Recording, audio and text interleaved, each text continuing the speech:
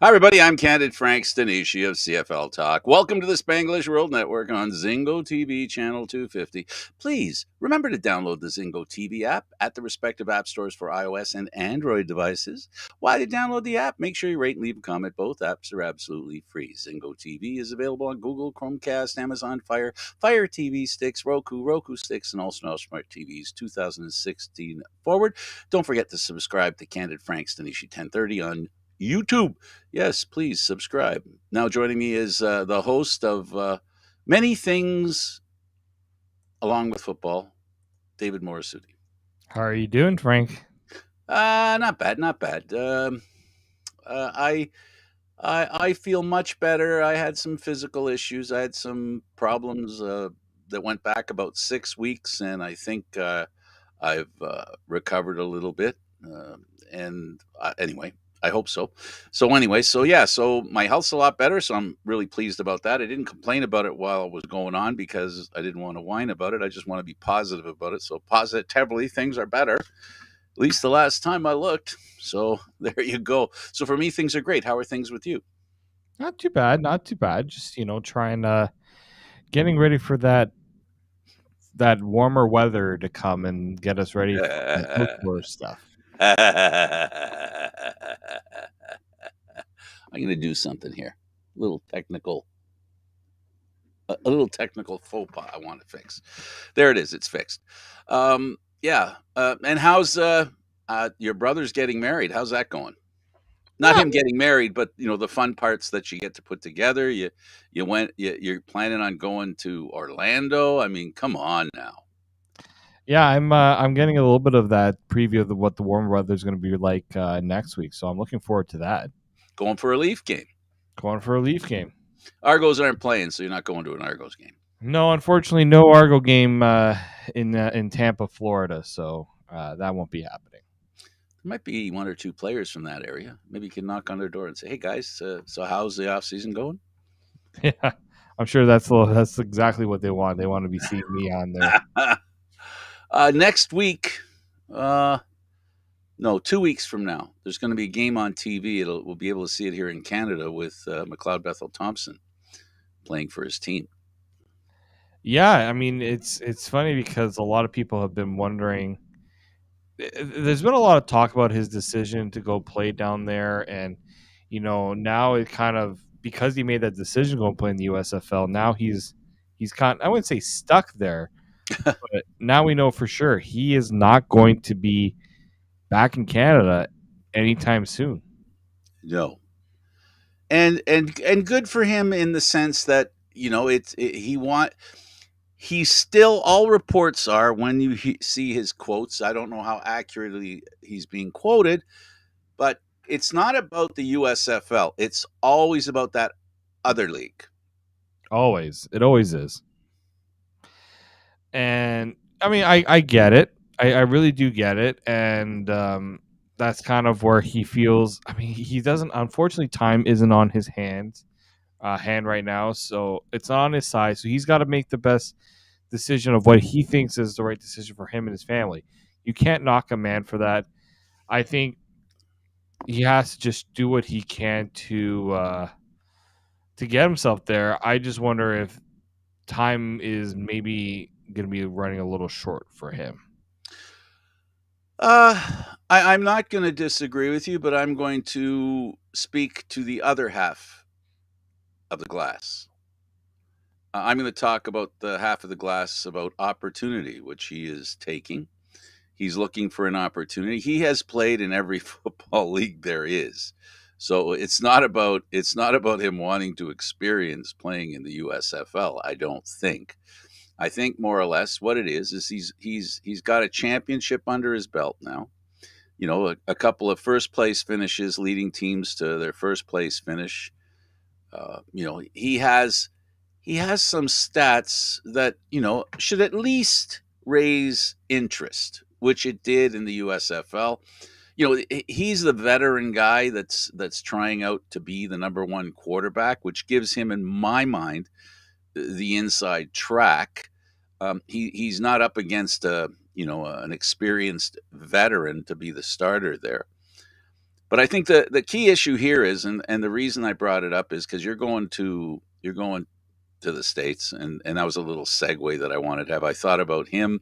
I wish him all the best. I hope his dreams come true, whatever they are. But I guess the underlying reason why he's there, for the immediate future, it works out well for him because he'll be closer to home, and home will be closer to where his wife works, and they will be only a couple of hours apart, as opposed to what it was when he was playing here in Toronto.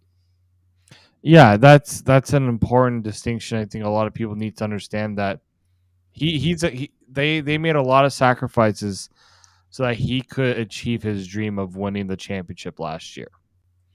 That And he had that, he got that. he So good got for it. him.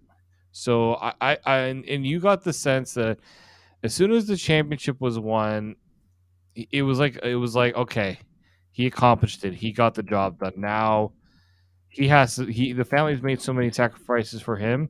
He's got to start making some sacrifices for his family. Okay, wish him all the luck. Wish all the players who leave the CFL to play for other leagues that they get the success they're looking for, and also the hopes of advancing their careers to the NFL, which is, it is magnetic going to the NFL, to say the least. So we wish all these players a great opportunity. Speaking about the players, the Ontario Labour Ministry is reviewing the CFLPA's workers' compensation concerns. It's been going on for years, almost forever, it seems, with every concern that players have, and there are many. There was the concern about coaches getting guaranteed contracts, which players didn't get. Um, no guaranteed money for CFL players. They got a little bit of that. They got a few things there. As far as players are concerned, there's the issue about Canadian US ratio, which is, it's too complicated a conversation to have right now. But one of the primary issues that I feel is important personally, as a human being, watching these men sacrifice their bodies, every day, week in, week out, and it happened. They're doing it during the off season too. They may not be hitting anybody, and in some cases they are. They're practicing by doing that stuff, and receivers are practicing with quarterbacks who are practicing, defenders are practicing, and they're doing their thing that they get paid for. Injuries happen, and one of the biggest issues, and it's been an ongoing issue for the CFLPA, is the labor ministry has not stepped in, where the CFL players don't like the idea that if they get injured, they're only supported, as far as healthcare is concerned, for the calendar year. Mm-hmm. And I think that's a concern for them. How do you see, and please define this issue from your perspective? I mean, you look at the fact that they're performing at a job for an industry, right? And usually that industry has to cover, in any case of any potential injury, long-term ramifications it can have on their life. The issue is obviously with the CFL, how many players are not citizens? That's the first problem. The second problem is how long can you determine that you're going to be able to keep them keep them compensated, right? And the issue here is, and this is specifically an Ontario issue because every province has done something different. It's not all the same for every province. And so I think when you look at this, the fact that the minister is saying that we need to improve our compensation system for injured workers, I think that speaks to the fact that there are inequities with the service and how it impacts players, especially in the CFL, where an injury that could end a career in the CFL, it doesn't just end the football career; it impacts your everyday life in a lot of ways. I mean, Arlen Bruce is the one that he's been trying to fight and trying to get his, try to fight against the fact that he wasn't covered for the injuries that he had post CFL career. And and when you talk about cover, I'm sorry to interrupt you, yeah, just to make sure people understand. When you're talking about covering, it's about healthcare. Go ahead, carry on. it's healthcare. Like they're not; these guys aren't looking to get retirement pensions, things like that. They're looking just for the basic healthcare costs that come from the fact that they played a contact sport that comes with it comes with a lot of difficulties for a lot of athletes, and so it's hard. I understand the struggles they go with, and I also understand why certain provinces are like, well, it's hard for us to come up and say, here, we're going to write you a check for the what you're dealing with right now, because then you set the standard for a lot of other people that are going to be like, oh, you did it for them, so you're going to do the same thing for us, Right, right? and to use two words that people will relate to and understand is workplace injuries. Mhm. The problem with the Canadian Football League players, I think they're looked at as independent contractors, which takes them they're beside being employees. They're not quite employees. They're independent contractors. Carry on. That's the thing, right? They're not employees. They're considered contractors because they sign contracts, right? They're not in their contracts. They negotiate certain things like their health benefits and all those lovely things you have to negotiate in a contract. But it sucks to know that it continues to be a struggle for a lot of these athletes who, especially in the CFL, it's not guaranteed you're going to be up here very long, because we've seen how many times teams are ready to cut a player, right?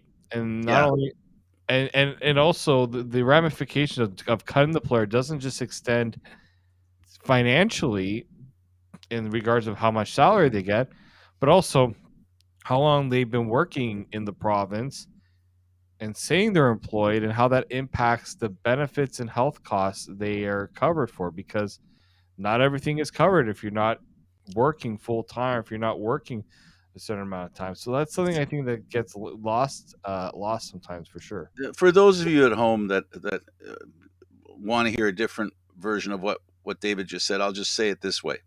Think of the football players as being part-time employees as opposed to being full-time employees.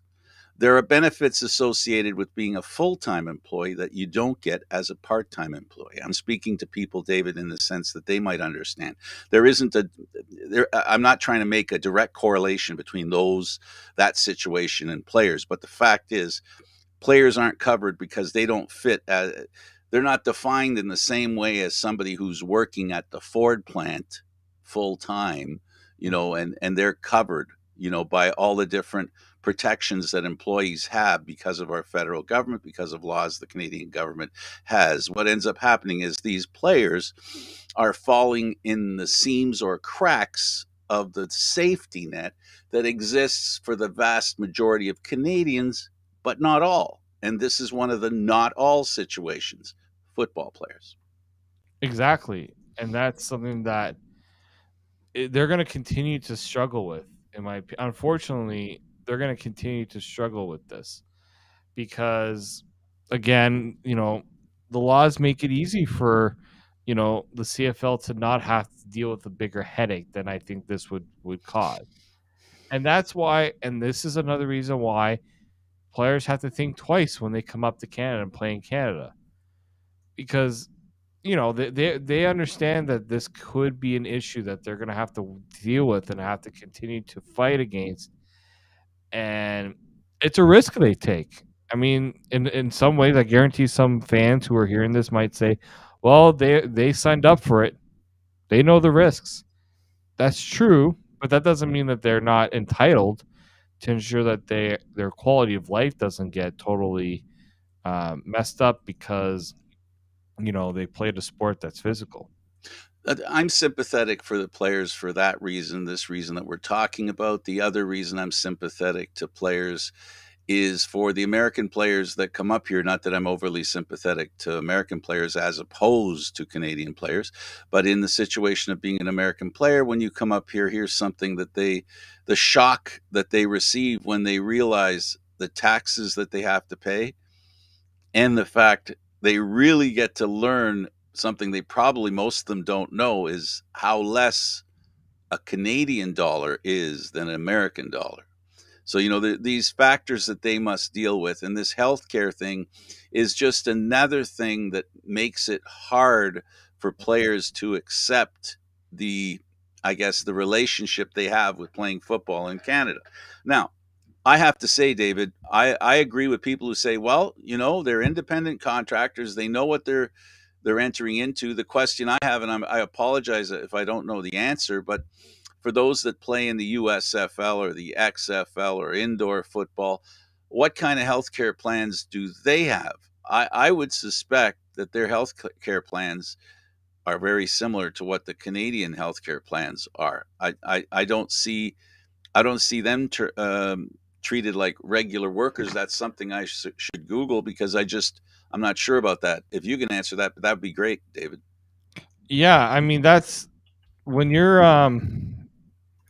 dealing with a situation where you're it's one thing where you're living in the place that you're working, right? That's your home. Players in the CFL, there's a lot of issues there. Now, I do think I remember reading an article a long time ago about how you know players when it comes to contracts and how players are signing those contracts. This is why this is why unions have become very important in the sports age today. Because let's be honest here, without unions, and I understand people have pretty much been anti-union in a lot of ways.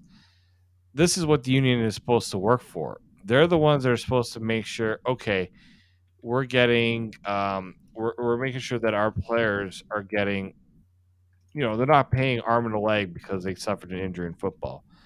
Well, players, what I'm seeing here, David, is pro leagues in the U.S. The contracts are insured, and I think they probably mean just the NFL. But so far, that's what I'm seeing as far as I insurance for players is concerned. It's the I contract.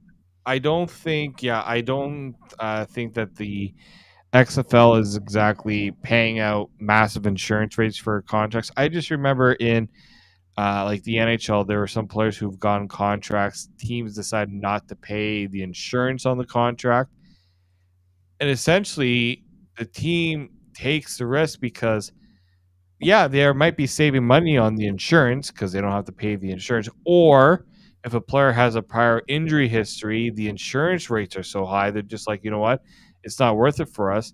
That player gets hurt, you're you might be regretting that decision to not get that insurance. And I think that's something that, um, and in the states is so much different, right? Because Canada, there's universal. I mean, Canada, there's healthcare covered by provinces and services like that in the states.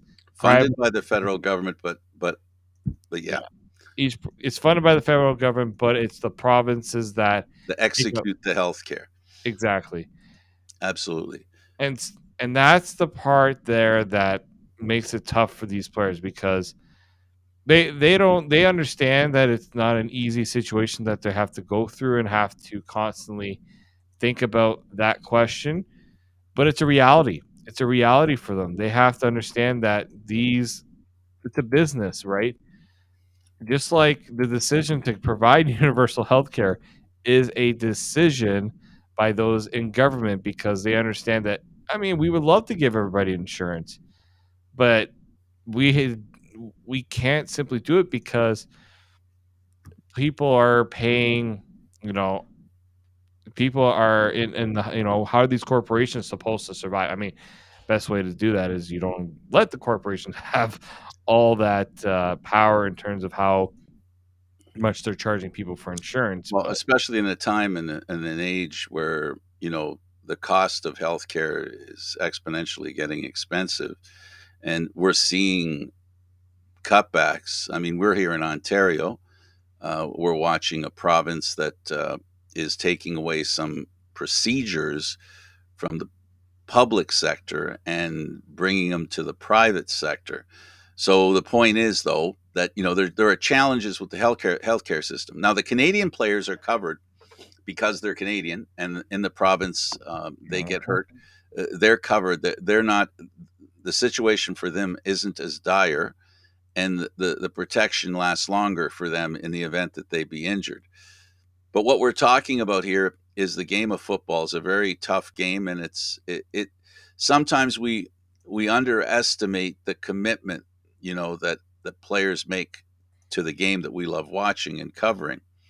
And so this story is about having an opportunity to hear the issue that the CFLPA is raising, and each one of you can make your decision and decide how you feel it should be, it should be treated.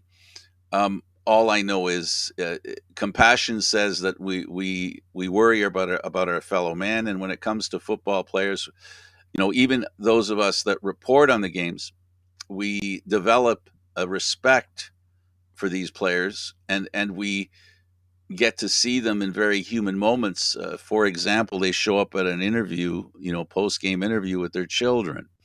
Nothing says they're human more than the fact that they're family men. No more than the fact that they're parents of very young children. So they're a family that sacrifices a lot. You know, Daddy getting hurt is not.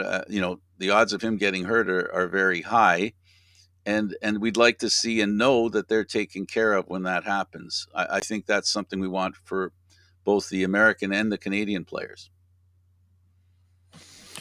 Yeah, no, for sure, and it's going to be a battle that's going to continue to go. I mean, this is not even a football only situation. This is a situation that everyday people have to go with, and I think that's something that I think people need to kind of sympathize with, is that they're not looking for special treatment. They're just looking for regular treatment in this regard. Yeah, well, they're Americans that come from a place where healthcare is not a given, right? And now they come to a country and they work here, and they learn about the dollar not being as much worth as much, but they also learn about we have a system to take care of people and keep them healthy, right? Or to help bring them back to good health, right? So they're working beside these Canadian players. So you know, I would wonder if I was one of them. I would wonder, why is that guy who's playing beside me, his health care is taken care of, and all of a sudden, my bad knee needs a little more help, and it's not going to get it because the year ran out. I just I sympathize with them. I don't know if there's a solution to this that the Ontario government can come up with. Being the Ontario government that it is, our governments in Canada, federal or provincial, I say this, and I hope people in government don't get mad at me, but they're not very supportive of professional sports. They're not running to help professional sports. The first thing that comes out of political speakers and political people is, you guys are professional. You don't need our help. You don't need money from us to build a stadium. You're a business. You know, uh, Factories. I don't know if that's true either. They want some help with building stadiums, and our provincial and federal governments first say no, and then if they say yes, it's after a lot of pleading. And we're getting the Ontario games in here, or we're getting the Commonwealth games, or we're getting the Canadian games, Canada games here, or we're getting the Olympics here. Then some money gets spread out to stadiums and stuff. So it's not easy. It happens, but you know the fact is money, and wherever there are costs, there's a responsibility for finding the money to spend, and that's, I think, ultimately the issue. And I think the CFLPA is saying, look, our people are worth looking for that money. And I'm inclined to agree with them, but it's selfish on my part, because I Yeah. care about the CFL. I care about the players that are playing in the game. Well, that's the thing, right? You're thinking, the league also has to be able to have a sustainable business model in some regard. This is why labor negotiations are always tough, because yes, you want to be able to say that you sympathize with your players, you want to give the players what they want, but at the same time, you have to understand that if you give the players everything they want, your business might not be able to survive. So what's more important when that becomes an issue, right? Absolutely. And Absolutely. that's why, every time there is a labor negotiation, I'm not ready to just, um, you know, say, "Oh, look at this, CFL is doing their players dirty." I'm like, well, I got to also think about what they're trying to achieve as well. Priorities. Exactly. That's what it comes down to, is that, if the CFL got everything they wanted, it'd be easy. Just come up with what you need, hand the list over to the CFL, and the CFL says, okay, check mark, check mark, check mark, check mark. But the CFL has to think about what's possible as well. What can they do? What are they empowered to do? And you said the most important thing, but it's not like, even though it's important, I just don't think that's the way the Canadian Football League and the people in the Canadian Football League look at it. They're not saying we want money instead of players. They're saying, do we have the money for the players? That's Exactly. that's the question. So, to be clear, it's very easy to be extremely critical, but the players deserve our respect, and part of the mutual respect is to respect the fact that they come up here, they play our game, they do get paid. If their salary is, as I said, and as I characterized them to at the beginning, is that they are, independent contractors. People in this country are self-employed and have no benefits. All they get are the benefits that, if they get hurt, they go to a hospital, and OHIP takes care of them here in Ontario, as it works in every other Mhm. province. But when it comes to, special treatment, or recovery stuff to bring you back to good health, even people here have to do without some stuff. For example, you're not entitled to just look at healthcare when it comes to, being taken care of psychiatrically. You have to pay for that. It's not for free. Therapy is not something that's included in OHIP. There are a lot of things that aren't included in OHIP, and unfortunately, football players, that's where the void is for them. The things that aren't taken care of automatically. They don't have that kind of stuff. So this is not something just about football players. There are a lot of Canadians out there who don't have healthcare plans. It's the benefit of working for the country, for the province. Uh, you know, Being working for Metro Toronto, the buses. You know, they have health. They have. There are a lot of people who don't have those kinds of privileges, and they are privileges, especially if you have them and others don't. So healthcare in this country does have that. This thing that's going on with these American players, it's felt by some Canadians too. And that's part of the reason why it's very dangerous. And I think the provincial government has to be very careful not to show football players more favor, more privilege than other Ontarians who are in this province, who maybe want the same kind of healthcare but don't have it and can't have it. So, that's the complication here. As much as we like to think we're well taken care of as Canadians, we're taken care of better than most, but we're not taken care of 100%. 100% of us aren't taken care of 100%. Yeah, it's never going to be that way because the amount of money that gets spent just won't be justified at all in the end, really, if you think about it too. Yeah, it doesn't mean I'm not rooting for them to figure out a way to do that. Um, you know, Sometimes I can't help to be empathetic, and this is one of those empathy moments when someone's injured and they need help to be cured, or to be fixed, or to be, you know, brought back to the standard of health they had before the injury. I feel it's something that, uh, it's sad, but sometimes it just can't be done because of the way the system works and the uphill battle it is to find the funds to actually do that. And it's sad, but it's a reality. It's a reality that some people wake up to, and it's not something they see coming. That's the whole issue. Just like when they come up here, they don't see coming that, our dollar is 64 cents on theirs. There's surprises, and healthcare is one of them. Always surprises for sure. Okay, let's move. You got anything else to add to that? Nope, I think we Okay, We wore that one out. I think so. Let's wear this one out. What do you think about the tickets going on sale for TD Atlantic?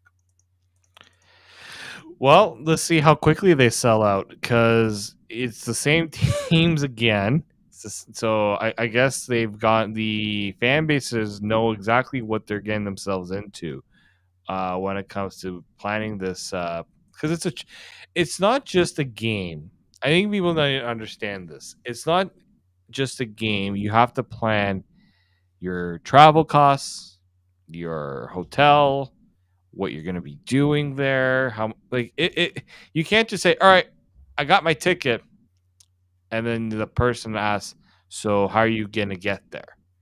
Like that's something that I think a lot of people need to understand, but I think sometimes the CFL gets a little bit guilty of waiting too long before tickets go on sale for these events. I can't remember, when did the tickets go on sale last year? I don't remember because I didn't buy a ticket. I went via the press. Yes, you did. Um, Oh, I'm not sure about that. But one thing's for sure: the stadium that they had was full. It didn't look like they had any empty seats. It looked well attended, and I also know that it was a great game. Um, and I know that even though the partying was far far away from where the game was, it still was. I gotta say, God, time to be honest, Frank. It was not put together as well as I think it could be. The people that were planning on bringing in the Atlantic Schooners football team stepped away from helping or being a part of the Canadian Football League TD Atlantic. They really didn't have anybody who was. They didn't have anybody who from there that was as supportive about bringing the game there and making sure that the local contribution was at a high standard. Now, I was only at the one last year. I hadn't been to any other ones, but I did talk to people while I was there that went to other ones, and there was a little bit of disappointment on how it was organized. I truly hope that this time it'll be better organized. Do I understand why people said that? Um, a little bit, I do, but I didn't see it with mine own eyes. So, you know, I worry sometimes about the broken telephone. You know, somebody says something, but there's another reason why they're saying it that has nothing to do with what they're talking about. So, not saying that people lied to me. I'm just saying people sometimes they spin things in their own mind when they tell you. But I can say that it could have been better organized. It wasn't like a Grey Cup, that's for sure. It was a long way from what a Grey Cup's like. Yeah, oh no, for sure. And here's the thing: if this, don't expect the CFL to put the same amount of, um, I guess, attention into this that they would the Grey Cup, because the Grey Cup draws so much revenue that it's understandable why the CFL wouldn't be going all out to ensure that this event is on that level. Well, maybe now that that they've had an opportunity to put the pandemic behind them, maybe because they had the opportunity or have the opportunity to be more financially secure, maybe there's more they can do. Um, the two fan bases, the Argo fan base and the Saskatchewan fan base, even though the Argos are the technically the home team, there are plenty of Saskatchewan fans, and they're accustomed to a raucous great time at the Grey Cup or when they go on the road to watch their team play.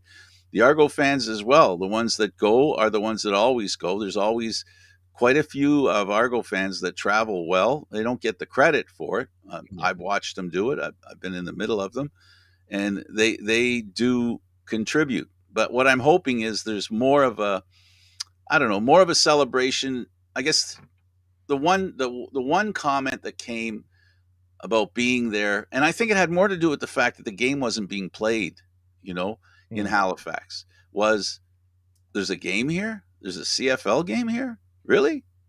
Like, it wasn't top of mind in Halifax. They've got to do a better job of that this time. Well, and you think about it, it's supposed to be a big thing for the city, right?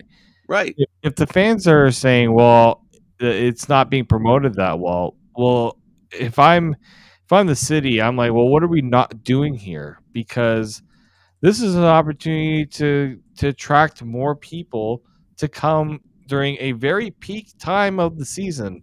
I'm going to come out and say it.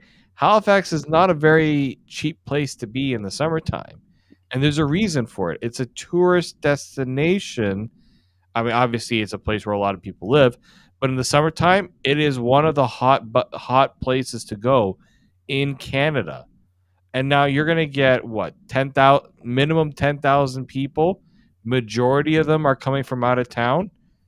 Yeah, you got to be making sure you're taking advantage of this and making it an experience, because it just, you see how much a Grey Cup brings in, because it's the experience of when you're at the event, not just for the game. I think if you're the CFL, like, that's something that they should be working at with Halifax's city council and the province of Nova Scotia as well, to ensure that this event benefits the province. Because if the province doesn't see the benefit, if the city doesn't see the benefit, any hopes of expanding out there are going to go through one year and out the other. You slid into a place I wanted to talk. Oh boy, because this is something that Halifax, the reality that Halifax is going to be dealing with up until this year and this game at this time. The only expansion talk has been maybe not just Halifax, maybe Moncton, but the Atlantic provinces. There's a new kid in town. With the purchase of the Montreal Alouettes, Videotron is now a factor, and Quebec media now, a wider swath of Quebec media now has a motive to work with the Montreal Alouettes and the Canadian Football League and Randy Ambrosie have made noises about something called pop up stadiums. And the reason that's becoming a factor is because there is a bit of a hum out there talking about maybe Halifax isn't where they go. Maybe they go to Quebec City. Ball's yours. Hey, you know what? You go where the interest and the investment's going to be, not just because you want to get a team in that city. When you look at what the NHL is a perfect example of this. When they expanded, I'm not talking about relocating a team. I'm talking about expansion. When Vegas said, "Oh, it's going to cost us $500 million for an expansion fee," yep, we'll do it.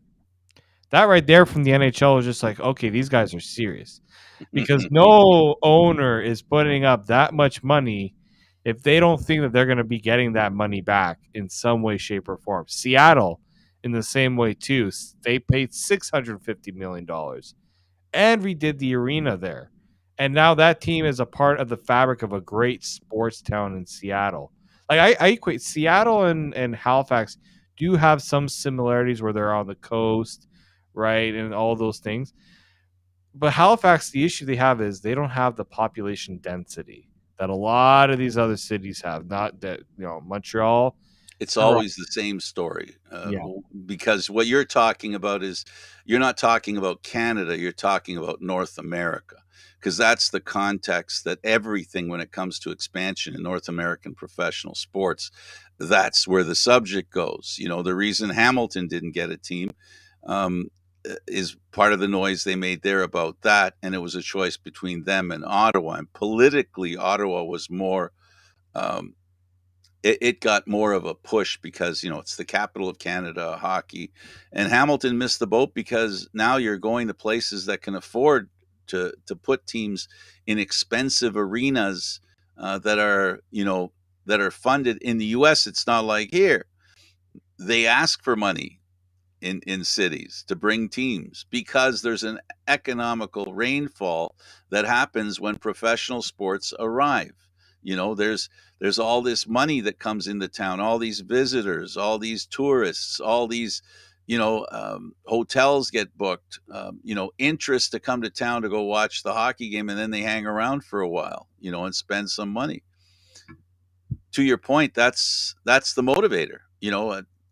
Somebody who can provide the money to support the fact the team exists in the Canadian Football League. Unfortunately, the stadiums have to be built by the people who are using them. That's the biggest issue is the Canadian climate also doesn't really justify having an open air stadium when it's only going to get used. You're not going to find the money for what closed one. No, like you look at A lot of people in Saskatchewan wonder why they didn't close theirs. right? I mean, you look at BC Place is the only stadium in the league that is a closed dome, and it's funny because that's like the last But place. it's not heated. But it's not heated. It's not heated, It's a unfortunately. tent. Yeah, but it protects you a little bit from the elements, right? That's Yeah, it's not exactly 20 below there every day. no, right? And so I don't remember how much. I mean, the problem was, I mean, the good thing for the Lions was this was built for the Olympics, or like it was built. Sorry, it Yeah, was way back. open. It was built way back. Wasn't built for CFL football, right? But it got retrofitted. It got it got renovated for the Olympics, and that allowed the door to be open for it to be a place for the CFL to thrive. They didn't have to spend the money. To, BMO, Tim Hortons Field, they exist because of national, North American, international sporting events. The Commonwealth Games is why, Tim Hortons Field exists. exactly, and so Edmonton's called Commonwealth Stadium for a reason. Olympic exactly, Stadium in Montreal is called it for a reason. Sorry, exactly. David. I didn't mean to go on that bigger run, that longer run. I could still go because Calgary's the same thing. Well, and that's the issue Calgary's having right now, right? Calgary is if out of all the CFL teams, Calgary is the one that needs a new stadium. The most. Sure, the Yes. most. And the battle between, because let's not forget, Calgary is owned by an organization much like MLSE, Calgary Sports and Entertainment Group. They're not ponying up the hundreds of $1 million for a stadium. They're not going to do it because does the investment justify the return? That's what goes back to my point earlier. And so, will Calgary do it if the city kicks in money? I do think asking for a corporation that makes a lot of money to have to ask the city to give them money for a stadium. I'm on the fence about it because I do think if it's going to benefit the city, if the city's going to get something out of it, there should be an investment because it's a part of that city. But But do I, David, the point of what Randy Ambrosie and the Canadian Football League said when they raised the specter of pop-up stadiums, what they're saying is they're accepting the reality that a Canadian Football League team cannot justify the building of a stadium based on as many as, if they make it, to the playoffs and finish first, at 18 games. You know that, and if they're lucky to be the home team for the Grey Cup, 19 in a season. That's what Hamilton's hoping to do. The two exhibition games, the 18 games in a season. Um, that's all they can draw money for. It's not baseball. It's not 162 games. It's not hockey, 84 games. It's even soccer. Which is the popularity of soccer is creating an opportunity for stadiums, and where the CFL is starting to contemplate, for example, Hamilton that has the CPL at their stadium, help justify the existence of that stadium. There's lots of reasons to have a stadium, but that's the important thing, is that you have to add them all up and they have to work into the black, not the red. well, and that's it right there, right? The you're asking the city to take on debt in a time where, unfortunately, there's a lot of debt going on right now, right? Well, there's a lot of services that aren't. We started this program talking about healthcare. There's services in cities and towns that are strained because of the pandemic. And now you've got inflation. Now you've got, taxes. Now, people are paying more in taxes. In other words, there's less money staying in the kitty for the town and the cities of our communities. Yeah, money's hard to come by. It always is hard to come by. It's just getting harder. And that's bad news. And that's, I think, why the CFL has lowered its expectations, and they've already established, pop-up stadiums aren't bad, guys. We just got to do it for, 10 games a year. That's the tough part. There is that the lack. When you look at how other cities are doing it, and look at how the states, I look at the states and how they invested in their sports markets. It's just it's a part of their fabric, and I don't think a problem here is football. While it's a part of the fabric, it doesn't have the same amount of commitment that you want to see from everywhere, right? It's just not it's not there aren't enough games, David. There Yeah. just aren't enough games, and the commitment. It's ironic, isn't it? You would think with the fewer games, it'd be easier to commit to the team. But the fact is, not everybody can go to every game. Whatever sports team you're talking. I mean, I know there's people that go to all 81 games in Toronto for the Blue Jays. I know that happens. I know there's people probably who go to every games, that the Maple Leafs play. You know, but there's a lot of people that don't get a chance to go because of how much it costs. The point I'm making is that there has to be a way that there's enough people that go to the games. There's a lot of money left on the table when it comes to the Canadian Football League, and every year it's getting to be more and more of a challenge of ensuring they can take all that money that should be on the table. This is again Nova Scotia, Quebec. Mhm. It's getting to the point. My preference has always been Halifax. It's always been Halifax for whatever reason. But the fact remains, reality sometimes may become an issue if Halifax isn't ready or willing to make the commitment required by the Canadian Football League, which is it's a moving target. We're learning that it's a moving target. But if they're not willing to at least satisfy that moving target, and another group comes in and says, you know what? Maybe we will have a team in Quebec. Maybe we're looking forward to the battle between Montreal and Quebec in football. Maybe we remember the excitement that the games were and how exciting they were, those games between Montreal and Quebec in hockey. Their rivalry would not be any less than that of Toronto and Hamilton, or Saskatchewan and Winnipeg, or Edmonton and Calgary. No, no, definitely not at all. And that's where I think it gets lost is that yes, I understand the big cities have the big draws and the media stuff, but unless these cities are willing to push it, because I think a lot of these cities get it's underrated how much they actually can be a good sports town because we've seen it. We've actually seen how they support events, right? How they can do it. It's just they don't see it. They don't believe that the long term investment is really worth it, and that's the other problem. You wanted to talk about Vince Magri. Got a minute? Jordan Williams could be a Yeah, starter with the Argos. Three Down Nation's done a great job of just going to getting these clips from all these different GMs and coaches, and Vince Magri saying, even though Enoch Mwamba is back in the fold, it doesn't guarantee that he's going to be keeping that job as the starting linebacker. And I like that because Jordan Williams, the last thing you want to do, you invested a first round pick in him, which not a bad deal for the Argos. But you also have to look at the fact that Enoch Mwamba wasn't sure if he was going to play, and you got to make sure that you're protecting a bit of your future as well. So I do like that they're not guaranteeing that Enoch Mwamba is going to start. I think he deserves to start just based on experience and all those things. But nothing gets a player's juices flowing more than letting them know that there's going to be a little bit of competition for them. And using last year as an example, Harris's injury was blunted by his replacement. You have to have another option.